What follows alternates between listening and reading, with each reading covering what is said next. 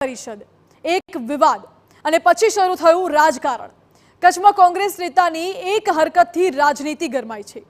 ભાજપ પ્રહારો કરી રહ્યું છે અને કોંગ્રેસ બચાવ માટેના પ્રયાસો।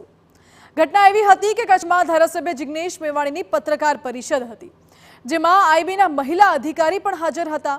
કોંગ્રેસના નેતા હરીશ આહિરે આ મહિલા અધિકારીની ખુરશી ખેંચી લીધી અને અધિકારી પડી ગયા। હરેશ આહિરે આ કૃત્ય જાણી જોઈને કર્યું હોવાનું મહિલા અધિકારીએ આક્ષેપ કર્યો છે અને પોલીસમાં ફરિયાદ પણ નોંધાઈ છે, એટલે સુધી કે એટ્રોસિટી થઈ। હવે આ મામલે કોંગ્રેસ પણ મેદાને આવ્યું છે।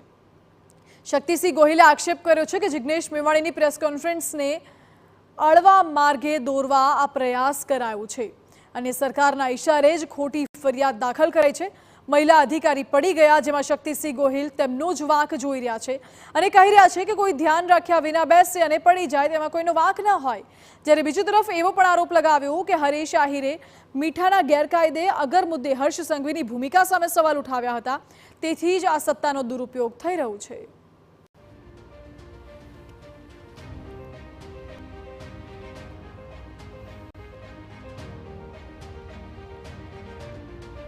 जो कि कांग्रेसનો એવો પણ સવાલ છે કે કોંગ્રેસની પ્રેસ કોન્ફરન્સમાં આઈબી શું કરતું હતું? તો આ ઘટના બાદ હર્ષ સંઘવીએ પણ ટ્વીટ કર્યું અને કોંગ્રેસની દલિત વિરોધી માનસિકતા સામે સવાલ ઉઠાવ્યા। ભાજપે આ મુદ્દે કોંગ્રેસને ઘેરી અને એક મહિલા અધિકારી સાથેના વર્તનની ટીકા કરી।